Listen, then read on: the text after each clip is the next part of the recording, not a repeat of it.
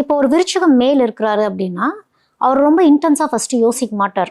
அவருக்கு வந்து அந்த அவுட்டர் பியூட்டிங்கிற ஒரு விஷயம்னா அவருக்கு அந்த மேக்னெட்டிக் எனர்ஜின்னு ஒன்று சொன்னேன் இல்லையா, அந்த ஈர்ப்பு ஜாஸ்தி. ஈர்ப்பில் போய் ஃபஸ்ட்டு விழுந்துருவாங்க. அப்போ இந்த விருச்சகம் வந்து தன்னுடைய எமோஷன்ஸை வந்து எப்படி வேணாலும் வெளிக்காட்டிகிட்டே இருக்கக்கூடியவங்க தான். மனசில் வச்சுக்க மாட்டாங்க விருச்சகம் எதுவுமே.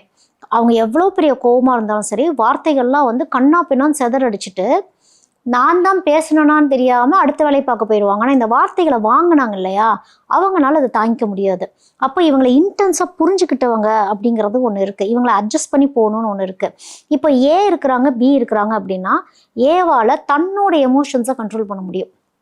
இப்போ பி இருக்குன்னா அடுத்த வேலையை பார்க்க போயிடும். எனக்கு இத்தனை வேலை இருக்கு, இவர் இப்படிதான் அப்படிங்கிற மாதிரி போயிடுவாங்க. கண்டுக்க மாட்டாங்கன்னா புரிஞ்சுக்குவாங்க. ஓகே, அவர் அந்த கோவத்தில் அப்படி இருப்பார். ஏன்னா பி கொஞ்சம் பிஸியாவே இருக்கிறவங்களா தான் இருப்பாங்க. அவங்களுக்கு என்ன ஒரு வீட்டு வேலையா இருக்கட்டும், எதுவா இருந்தாலும் பி கொஞ்சம் தான் வேலையை பார்த்துட்டு இருக்கும்னு வச்சுக்கோங்களேன். மனசுல எல்லாம் வச்சுக்குவாங்க. ஆனா அது பெருசா வந்து வெடிக்காது. இதே அது ஓ வருது அப்படின்னா ஓ போராளி, தனக்கு ஒரு நியாயம் தர்மம்ட்டு வந்து நின்றும். இதை வந்து விருச்சகத்தினால ஹேண்டிலே பண்ணவே முடியாது. சண்டை வந்து வாக்குவாதம் வரப்போ விருச்சகத்துல வந்து சந்திரன் வந்து நீசம். சந்திரன் நீசம் அப்படின்னாலே அடியாள் மனசுல பயந்தவங்க தான் விருச்சகம். ஆனா விருச்சகம் அதை ஒத்துக்க மாட்டாங்க, வெளியில காட்டிக்க மாட்டாங்க. நாங்க பயந்தவங்கிறத அவங்க அக்செப்ட் பண்ணிக்க மாட்டாங்க. ஏன்னா வாய்ஸ் த்ரோ பயங்கரமா இருக்கும்.